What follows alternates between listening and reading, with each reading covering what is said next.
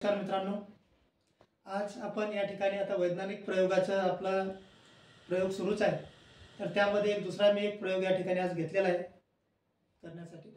तर बघा, आता आपल्याला माहीत आहे की प्रत्येक गोष्टीमागे काहीतरी कार्यकारण भाव असतो.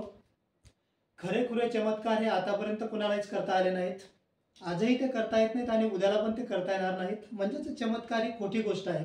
बघा, तर एक या ठिकाणी आता आपण ज्यावेळेस प्रयागराजमध्ये आत्ताच कुंभमेळा पार पडला, त्याच्यामध्ये एका बाबाने हा एक चमत्कार करून दाखवला होता. तर तो चमत्कार आज या ठिकाणी आपण पाहणार आहे. बघा, तो गंगा, यमुना आणि सरस्वती ते 3 नद्याचा संगम आहे प्रयागराजला. त्याने काय केलं होतं की ते पाणी त्याने सांगितलं की 3 पाण्याचं मिक्सिंग आहे.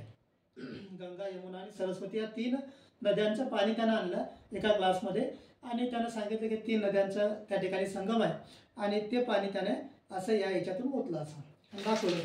ते बघा पाणी खाली पडतंय. मग त्याने या ठिकाणी अशा पद्धतीनं ही जे समजा अशी एक हे आहे, तर याला या ठिकाणी ठेवलं आणि अशा पद्धतीने याला अशा पद्धतीने घेतलं. बघा, आता अशा पद्धतीने हळूहळू हात त्या ठिकाणी हटवला. तर बघा काय चमत्कार आहे मित्रांनो. सगळंच्या सगळं पाणी वरती थांबलेलं आहे, खाली चाळणी आहे पण त्याच्यामध्ये ते पाणी खाली पडत नाही. आणि अशा पद्धतीनं बरेच लोक त्याला या ठिकाणी खूप सारा चमत्कार मानत होते आणि पाहत होते. म्हणजे अक्षरशः लोकांनी तोंडात बोटं घातले. बघा, ग्लासमध्ये वरती पाणी दिसत आहे, पण मित्रांनो याच्या मागे सुद्धा विज्ञान आहे आणि विज्ञानाशिवाय कोणतीच गोष्ट या ठिकाणी तशी म्हणजे बिना कार्यकारण भावाची गोष्ट घडतच नाही. हे मी तुम्हाला सुरुवातीपासून सांगत आलेलो आहे. बघा, आता काय म्हणतील बघा याच्यामध्ये पाणी नाही. आता बघा मी थोडा ग्लासला इथे तिरपा करतो, बघा पाणी येते.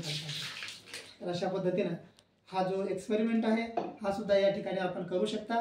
आणि आज या उन्हाळ्याच्या सुट्ट्यामध्ये हे जे मुलं आहेत असे छोटे छोटे एक्सपेरिमेंट विज्ञानाचे त्या ठिकाणी करू शकतात आणि आपली वैज्ञानिक दृष्टिकोन कसा वाढेल या ठिकाणी प्रत्येकानं आपलं लक्ष त्या ठिकाणी दिलं पाहिजे.